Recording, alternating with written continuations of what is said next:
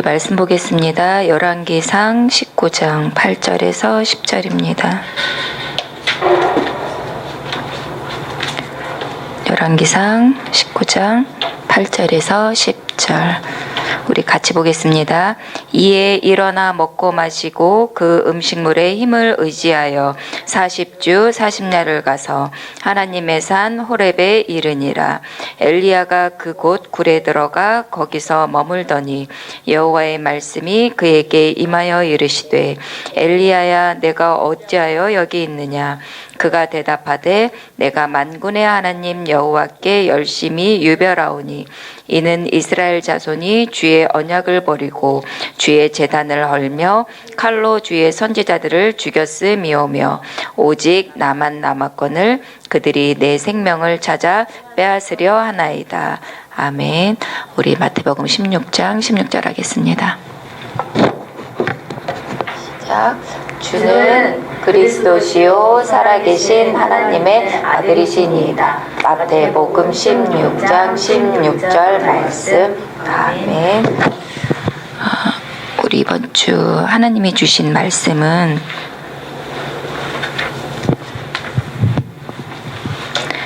현장 회복 3가지입니다.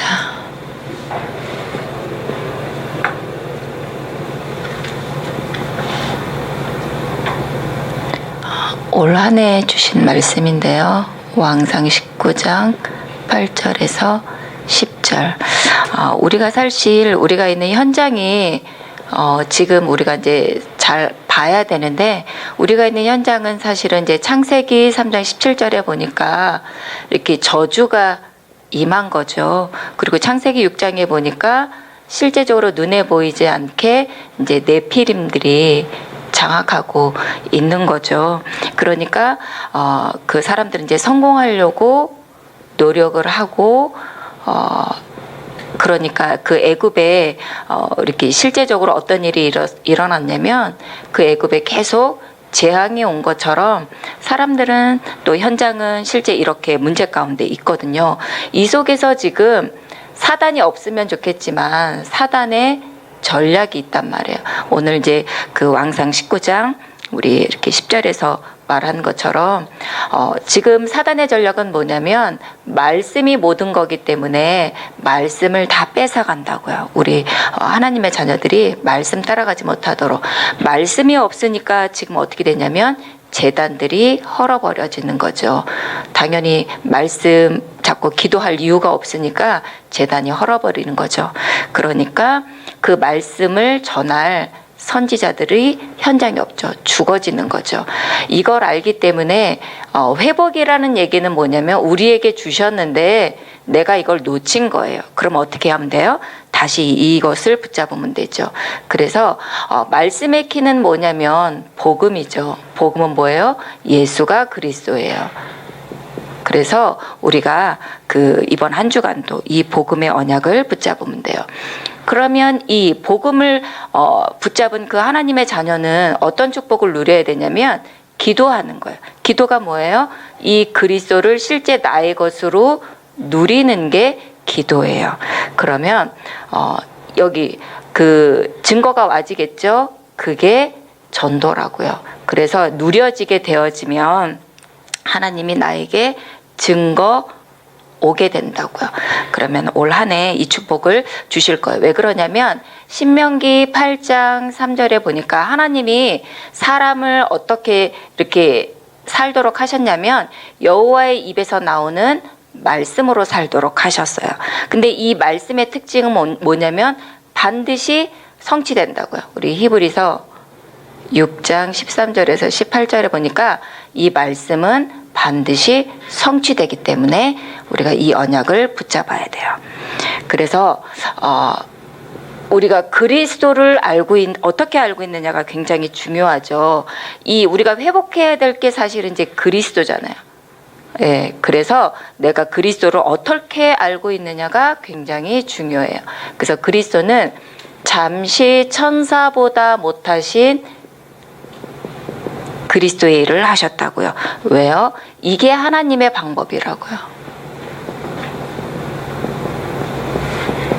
그래서 우리 랩런트들이 같이 순례자의 길을 같이 걸었는데 우리 랩런트들이 거기서 붙잡은 게 뭐냐면 늘 그리스도의 언약을 붙잡은 거예요. 그래서 여자의 후손으로 오실 그리스도를 붙잡은 거죠. 우리 태영과 랩넌트 부모님들도 마찬가지예요. 우리 부모님들이 또 랩넌트들이 붙잡아야 될 게 뭐냐면 여자의 후손으로 오신 그 그리스도의 언약을 붙잡는 거죠. 그리고 출애굽기 3장 18절에 희생 제물 되신 그리스도죠. 그리고 포로되어졌을 때 이사야 7장 14절 임마누엘의 그리스도죠. 그래서 이 약속대로 그리스도가 실제 오셨다고요. 그렇죠? 우리랑 상관없이 다 성취하셨어요. 그래서 진짜 우리가 이 그리스도를 믿는 거죠. 하나님의 방법, 이게 하나님의 의잖아요. 그죠? 그래서 이게 나의 의가 되는 게 굉장히 중요하죠. 그리고 늘 우리의 자랑, 우리의 일이 이 그리스도가 되는 게 너무 중요해요. 그래서 우리가 복음을 잘 알고 있지만 잘 알고 있는 것에 그치는 게 아니라 이 복음이 나의 복음이 돼야 되는 게 너무 중요한 거죠.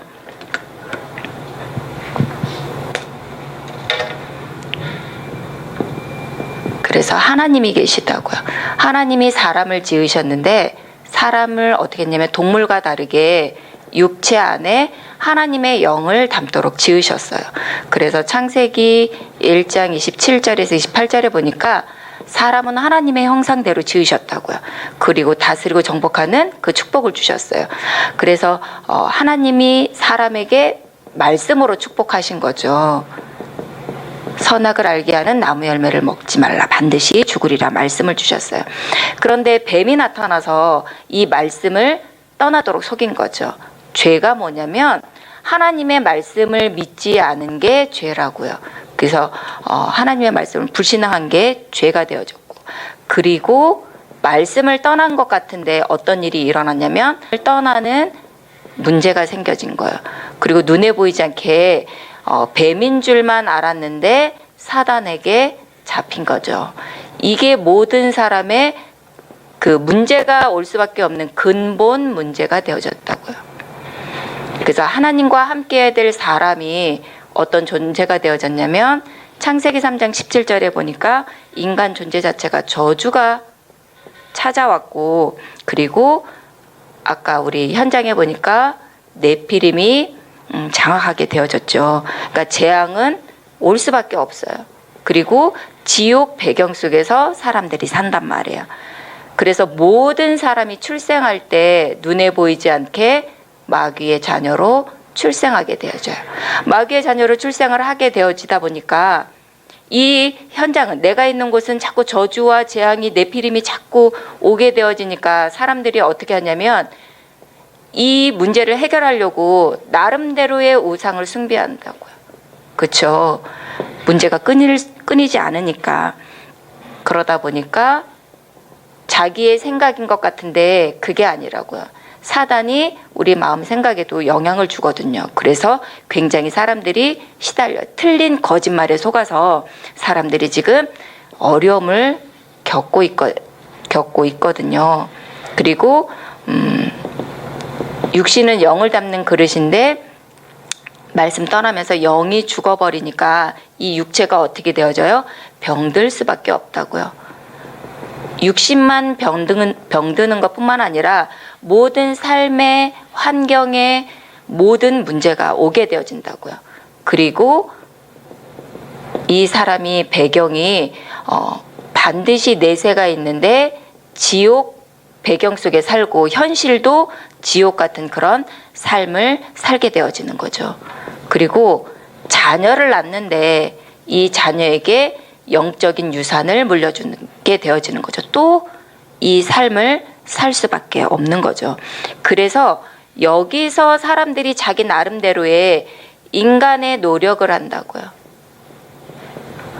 그게 로마서 3장 21절이잖아요. 그래서 지금 많은 사람들이 철학을 가지고 또는 과학을 가지고 이 문제를 해결하려고 노력을 하고 있어요. 그리고 복음 아닌 다른 이름을 부르고 있단 말이에요. 그게 종교죠. 거기에 답이 있는 줄 알고 사람들이 거기 종교를 찾아가요. 그리고 좀 착하게 살면 좋은 일을 많이 하면 되지 않을까라고 생각을 해서 지금 선행으로 노력을 하고 있어요. 근데 이것으로는 의롭다함을 얻을 육체가 없다고요.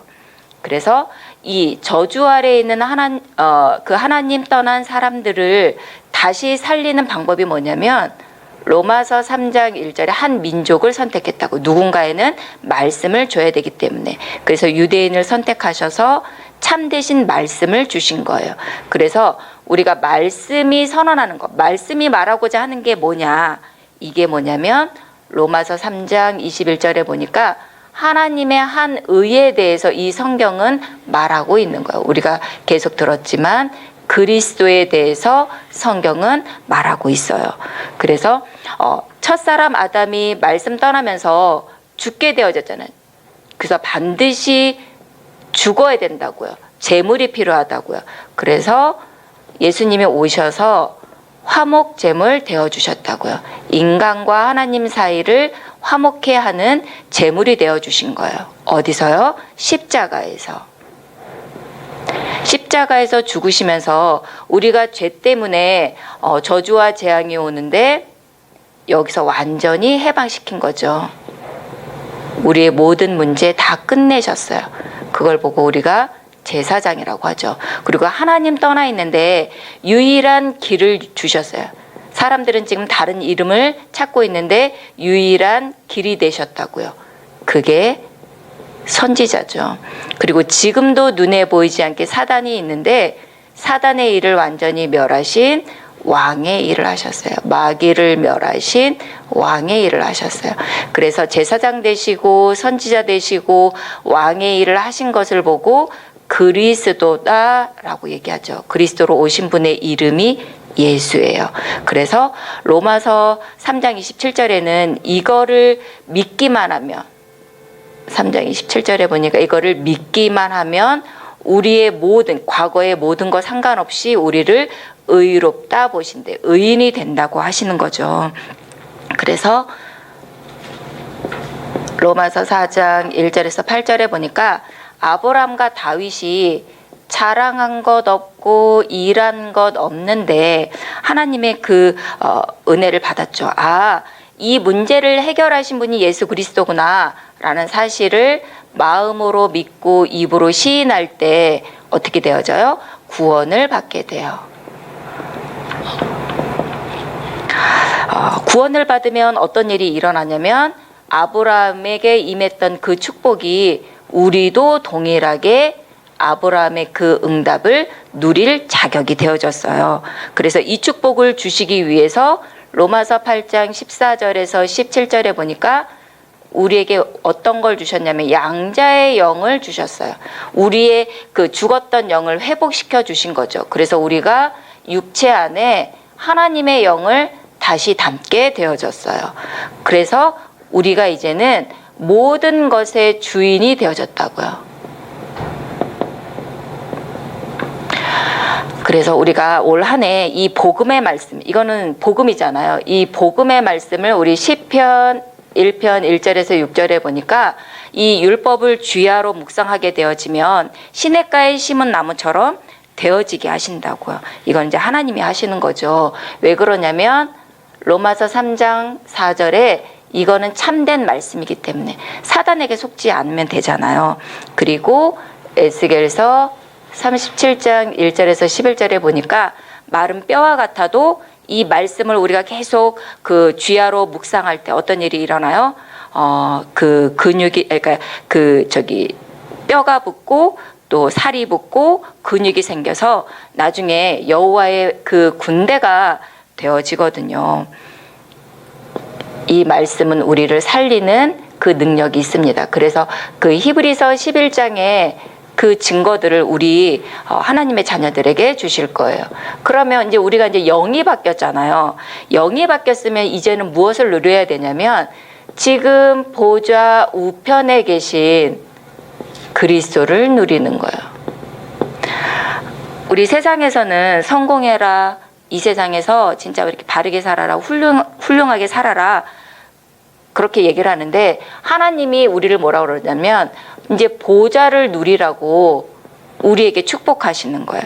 그래서 인간의 존재는 하나님의 그 영을 담는 존재인데, 이 하나님이 영이시라고요.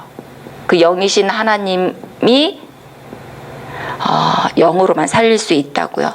이 영적인 축복이 눈에 보이지 않기 때문에, 하나님의 장막이 눈에 보이지 않기 때문에 눈에 보이는 모형을 만들어 놓으셨어요. 우리 랩런트들이 순례자의 길 걸으면서 그 카페에 괜찮은 뭐 이렇게 그 캐릭터 같은 거 뭐 이렇게 보면 그런 것들을 이렇게 사잖아요. 왜요? 그게 너무 좋으니까. 그렇죠? 근데 이 창조에 속하지 않는 그 온전한 그 하나님의 장막이 있다고, 하나님의 계신 그곳이 있다고요.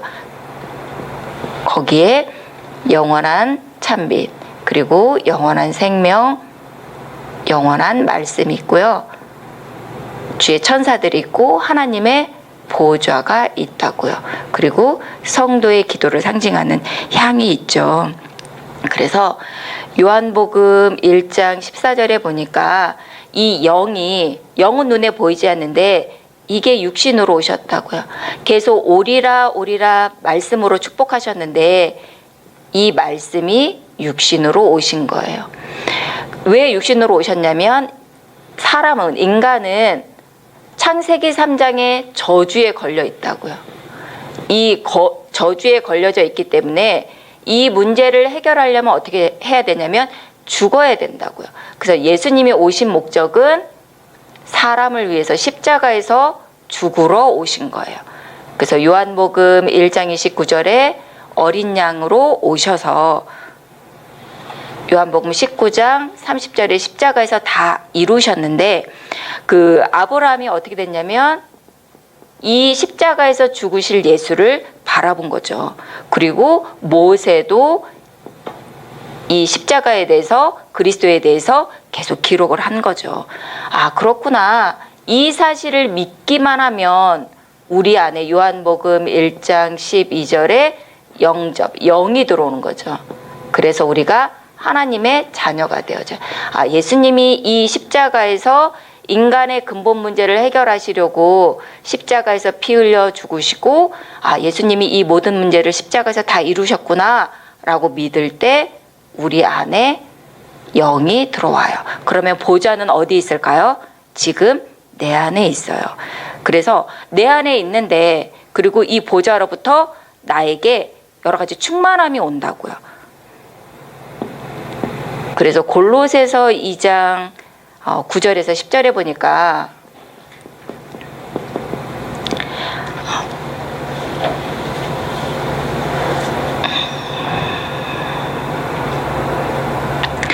그 안에는 신성의 모든 충만이 육체로 거하시고 너희도 그 안에서 충만하여졌으니, 이렇게 되어져 있거든요. 충만함을 우리가 받아 누릴 수 있는 그런 존재가 되어진 거죠. 근데 이거 충만함이 오는지 안 오는지 우리가 알 수 없어요. 그래서 우리가 어떻게 했냐면 모든 것을 다 멈추고 이 보좌로부터 오는 충만함이 나에게 오는 그 충만함을 얻는 그 시간을 누리는 거예요.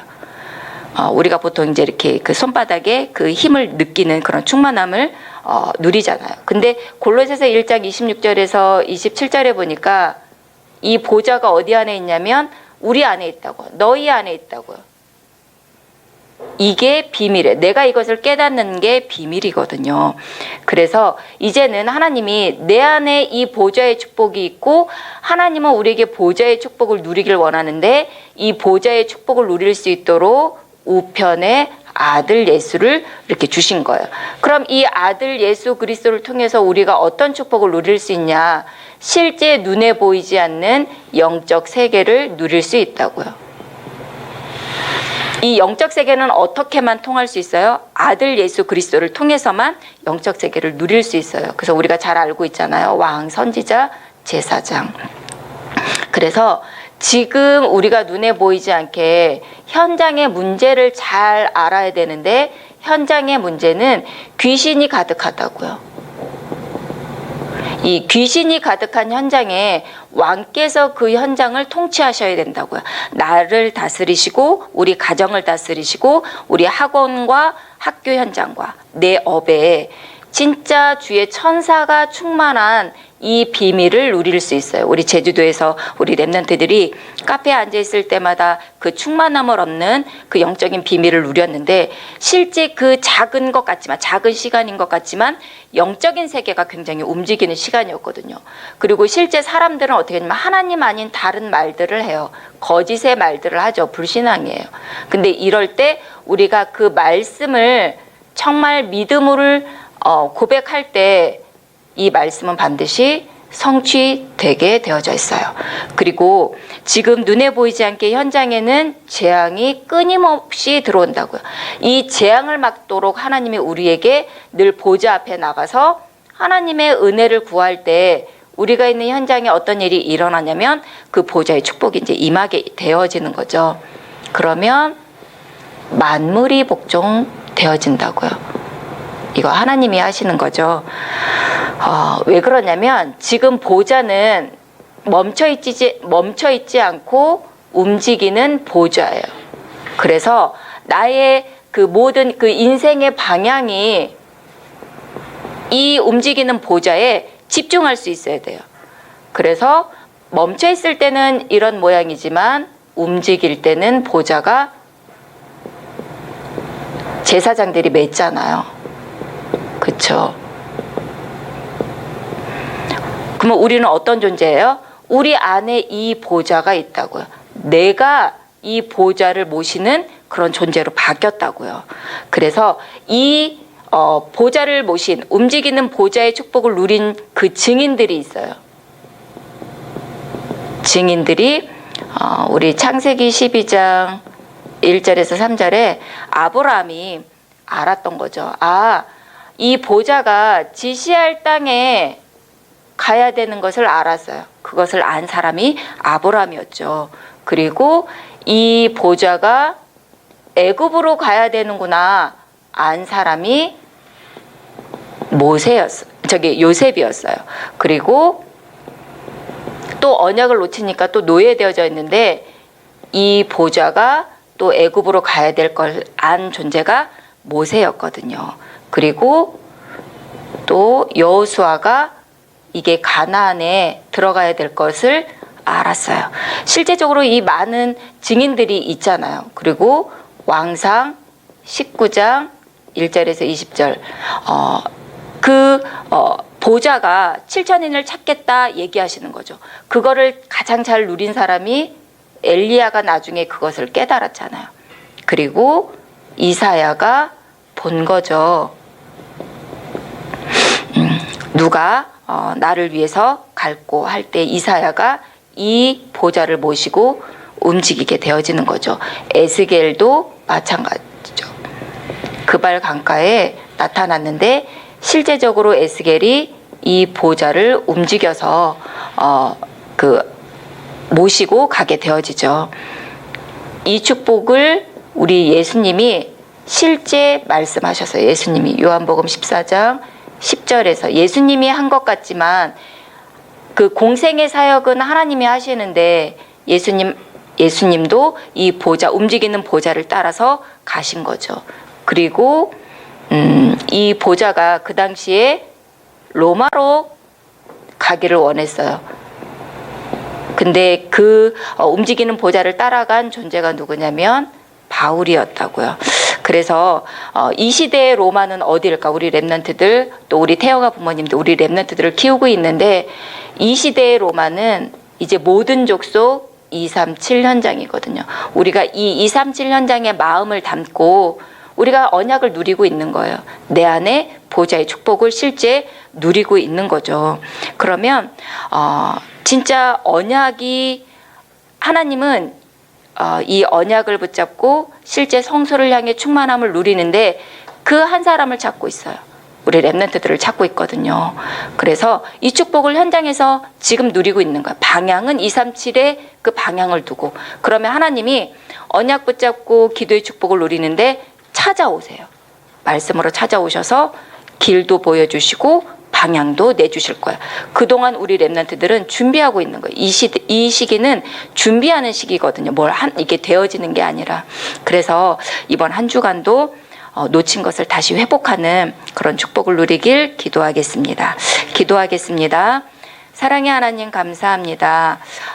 놓쳐진 그 그리스도의 언약을 붙잡고 현장에서 승리할 수 있도록 하나님께서 은혜 내려주시고 오직 말씀을 즐겁게 묵상할 수 있도록 우리 부모님과 랩런트들에게 은혜 주시고 내 안에 있는 그 보좌의 충만함을 누리게 하시고 영적 세계를 누리다가 하나님께서 우리 랩런트들을 향한 그 인생의 방향이 나올 수 있도록 하나님께서 은혜 주실 줄 믿습니다. 감사드리며 예수 그리스도 이름으로 기도합니다. 아멘.